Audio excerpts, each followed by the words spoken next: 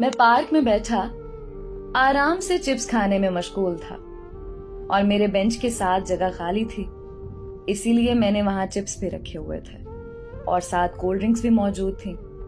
میرے ہاتھ میں سیل فون بھی تھا اور میں وقفے وقفے سے چپس کھا، کولڈ ڈرنک پی اور موبائل چلا رہا تھا کہ اچانک سے وہ میرے نزدیک آ کے بیٹھ گئی۔ مجھے بہت ناگوار لگا کیونکہ ایسے کوئی کسی اجنبی کے پاس آ کے نہیں بیٹھتا، اور دوسرا جب میں نے اس کا سرسری سے جائزہ لیا تو وہ کوئی مانگنے والی معلوم ہوئی، مگر میرا دل کچھ اور ہی کہہ رہا تھا۔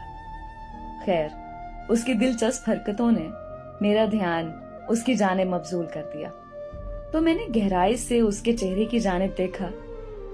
ایک نہایت ہی خوبصورت مگر سادے خد و خال سا اس کا چہرہ، آنکھوں کی پلکیں بڑی بڑی اور ان میں سرما یا کاجل لگائے کئی زمانے بیت چکے تھے۔ اس کے بال لمبے لمبے مگر ان میں کنگھی کرتے بھی عرصہ بیت چکا تھا۔ عمر لگ بھگ 25 سے 28 کے درمیان کی تھی۔ اس کے کپڑے میلے کچیلے تھے اور جوتی تھی تو بہت قیمتی، مگر شاید اب وہ اپنا معیار کھو چکی تھی۔ میں ادھر ادھر سے بے خبر ہو کے خاصا دلچسپی سے اسے دیکھنے لگا۔ حیرت کی بات تھی کہ اس نے میری طرف ایک بار بھی نہ دیکھا، جبکہ میرے چپس اور کولڈ ڈرنک وہ ایسے استعمال کر رہی تھی جیسے وہ اپنے ساتھ خود لائی ہو۔ یہ معاملہ میرے لیے کافی دلچسپ ہوتا جا رہا تھا، اسی لیے میں نے اسے چپس اور کولڈ ڈرنک سے روکا نہیں، بلکہ گہرے توقف سے اسے تکنے لگا۔ کچھ دیر یوں ہی خاموشی چھائی رہی اور میں اسے بڑی بے تکلفی سے دیکھتا رہا، مگر میرا ضبط جواب دے گیا اور میں اس سے مخاطب ہوا۔ میں آہستہ سے کھانسا اور کہا، یہ آپ کیا کر رہی ہیں؟ اس قدر شائستہ اور نرم لہجہ اس لیے بھی رکھا کہ یہ کوئی مانگنے والی نہیں بلکہ تقدیر کی ماری لگتی ہے۔ انتظار، اس نے میری طرف دیکھے بغیر جواب دیا۔ کس کا انتظار؟ میں اور زیادہ دلچسپی لینے لگا۔ زندگی کا، وہ کچھ چونک کر بولی اور ساتھ ہی اس کی آنکھیں بھیگ گئی۔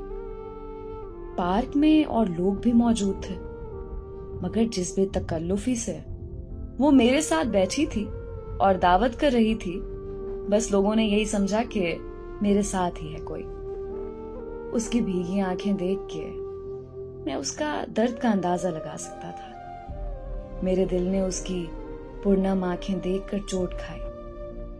مگر تم تو زندہ ہو، پھر یہ زندگی کی تلاش؟ ذرا وضاحت کرو گی؟ بس ختم ہو گئے، وہ بولی۔ کیا مطلب ختم ہو گئے؟ میں نے حیرت سے پھر سوال داغا۔ چپس ختم ہو گئے؟ وہ میرے پہلے سوال کو نظر انداز کر کے میری طرف خالی چپس کے پیکٹ کو کیے پہلی بار میری طرف متوجہ ہوئی۔ اس کی آنکھوں میں کیا کمال کی کشش تھی کہ ایک بار میں اس کے سحر میں گرفتار ہو گیا اور خاموشی سے اسے تکنے لگا، مگر اگلے ہی لمحے اس نے زور زور سے خالی پیکٹ کو اپنے دونوں ہاتھوں سے تھپ تھپایا تو میں حقیقت کی دنیا میں واپس لوٹا۔ وہ چپس کا پیکٹ اور کولڈ ڈرنک ختم کر چکی تھی۔ مجھے اس کی اس ادا پر پیار آیا اور ترس بھی۔ میں نے ساتھ والے ڈھابے سے چھوٹو کو بلایا اور اس کے ذریعے 2 پیکٹ چپس اور 1 کولڈ ڈرنک مزید منگوائی، جس کو اس نے مجھ سے تقریباً چھین کر مزے سے کھانا شروع کر دیا۔ ابھی وہ چپس کھا ہی رہی تھی کہ پارک کے باہر ایک گاڑی رکنے کی آواز آئی اور کچھ لوگ پارک میں داخل ہوئے۔ ان میں 2 لوگ ہسپتال کے نمائندے تھے اور ایک عورت اور ایک مرد جو اندر داخل ہوئے۔ ان کی نظریں متلاشی تھیں، شاید وہ کسی کو ڈھونڈ رہے تھے کہ اچانک ان میں سے ایک کی نظر ہمارے بینچ پر پڑی اور وہ سب ہماری جانب چلے آئے۔ میں معاملات کو سمجھنے کی کوشش کر رہا تھا کہ اتنے میں وہ قریب آ گئے۔ ان لوگوں نے اس لڑکی کو بازوں سے پکڑ کر زبردستی اٹھا لیا اور ساتھ چلنے کے لیے فورس کرنے لگے۔ اس لڑکی کے ہاتھ سے چپس گر کر زمین پر بکھر گئی۔ مجھ سے رہا نہ گیا اور میں نے اٹھ کر ان وارڈ بوائے کو دھکا دیا۔ اور ان کی گرفت سے آزاد کیا۔ آزاد ہوتے ہی وہ میرے پیچھے سہم کے چھپ گئی۔ اتنے میں وہ مرد اور عورت جو غالباً اس لڑکی کے ماں اور باپ لگ رہے تھے، انتہائی پریشانی کی حالت میں ہمارے قریب آئے۔